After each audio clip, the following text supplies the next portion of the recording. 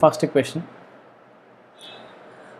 you can see that what's happening over here when these two react. You must write the product of the reaction. You know that your OH minus is going to abstract a proton here, isn't it? Now you're going to get what? The carbonate ion.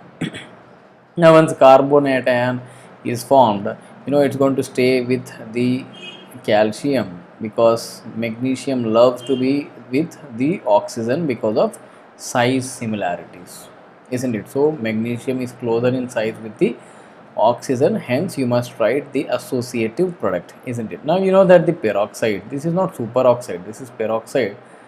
Simply hydrogen peroxide is obtained out of the reaction between these two, and this is also the same logic, right? Magnesium would prefer to be with the oxygen like lithium. This is the product of the reaction. And here also you will be writing what? Barium chloride and H2O2. I'm not balancing here, isn't it? Now we can see that this is the removal of the hardness you have studied, isn't it? So the reaction that happens here gives rise to what? CaCO3 and water. So these are all the product of the reaction. You can see that H2O2 is formed in which two reactions? I am taking one by one into consideration, right? You can see that H2O2 is formed in Q, isn't it? So you can say only one option is matching. So you have the B and C rolled out because one is matching with what? Q. We are talking about the formation of hydrogen peroxide, isn't it? So you can see that one is matching with Q. So there are two options to be considered. Then you have magnesium hydroxide. You can see magnesium hydroxide 2 is formed in R as well as P, isn't it? So we have not come to the, we can see that 2 is formed in R as well as P. So we cannot come to the conclusion based on 2 as well, right? You have to move on to the third. You can see third is barium chloride. Barium chloride is obtained in S, of course. In both the options it is given as S, so you cannot come to the conclusion. So everything has to be determined with this fourth compound, that is calcium carbonate, right? You can see calcium carbonate is formed at which reaction? Is it R? No. You can see that in R you have not obtained. You can see that you have obtained in P. So right answer for this question is just based on the fourth compound matching is option D, isn't it? Let's see the next question. The electrochemical extraction of aluminum from bauxite ore involves. We are talking about electrochemical extraction where you know that aluminum plus 3 is reduced at the cathode to give you aluminum. So aluminum is deposited, isn't it?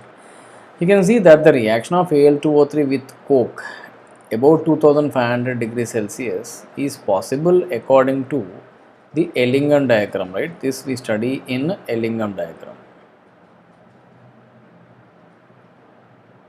As per that, this is correct, but the point is this is not electrochemical extraction.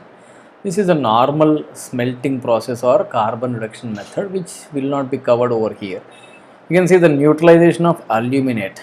You know that aluminate, that is AlO3 minus when formed, you know that it's going to make the solution alkaline. Okay, so the solution becomes what? Alkaline, and the neutralization is done by passing some acid through it, that is nothing but H2CO3 or carbon dioxide. So this option seems to be okay. The dissolution of Al2O3 in hot aqueous, yes, you know that Al2O3 dissolves in hot aqueous NaOH. You have studied sodium meta-aluminate, NaAlO2, sorry, over here also AlO2 minus.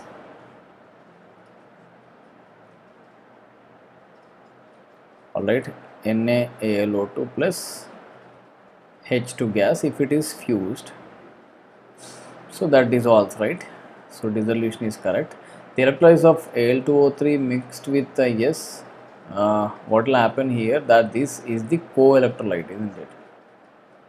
So the purpose of co-electrolyte is to decrease the melting point of the electrolyte and increase the conductance to give aluminum and carbon dioxide. You know that this Al plus 3 anyways you have obtained this aluminum at cathode, that we know.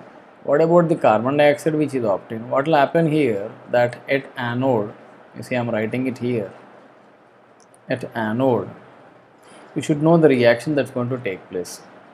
You know that the oxide ion in Al2O3 undergoes the oxidation to give you oxygen gas, which will react with the carbon anode. You know that you will be taking carbon as the anode to give you what?